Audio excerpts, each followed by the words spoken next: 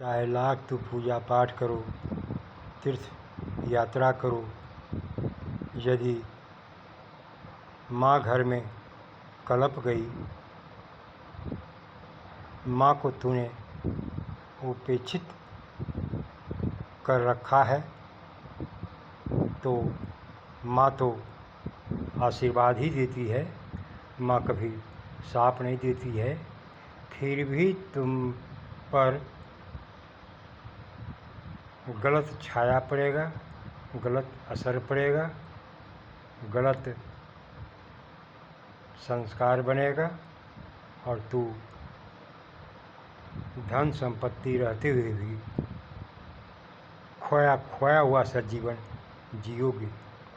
अतः जो नई बेटियां पतोह बनकर आई है, तुम्हारी पत्नी बनकर आई है, उसे माता पिता की सेवा करने का आदेश, संदेश, उपदेश, विचार अवश्य देते रहना, ताकि वह तुम्हारे माता पिता को उपेक्षित नज़रों से न देखे।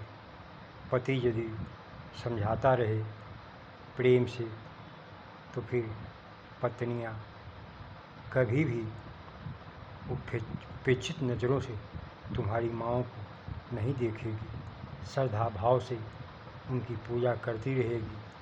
और क्या चाहिए तुम्हारी माँ को? क्या चाहिए? भोजन ही तो थोड़ा चाहिए, वस्त्र ही तो चाहिए, और ये तो तुम किसी न किसी रूप से दोगे ही, क्योंकि तुम्हें सामाजिक लज्जा है, समाज तुम्हें क्या कहेगा इसकी चिंता है। पर घर में भाव जो नहीं मिल पाता है, उसका बुरा असर पड़ता है, और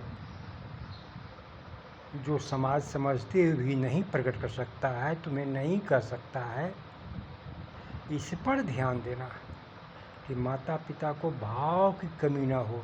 भाव में कोई पैसे नहीं लगेंगे तुमको। आज लोगों को पैसे की चिंता होती है, मैं माँ बाप पर खर्च कर दूंगा तो गरीब हो जाऊंगा। ठीक है, पैसे मत खर्च करो, तू अपने पर ही खर्च करो, अय्यासी में लगाओ, कोई बात नहीं।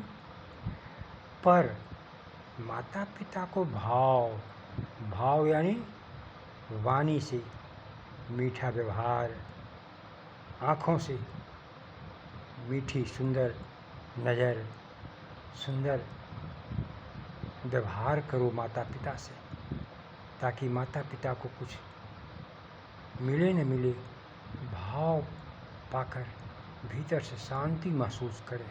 बस इससे ज़्यादा माता पिता को बुढ़ापे में किसी चीज़ की ज़रूरत नहीं होती है। ओम।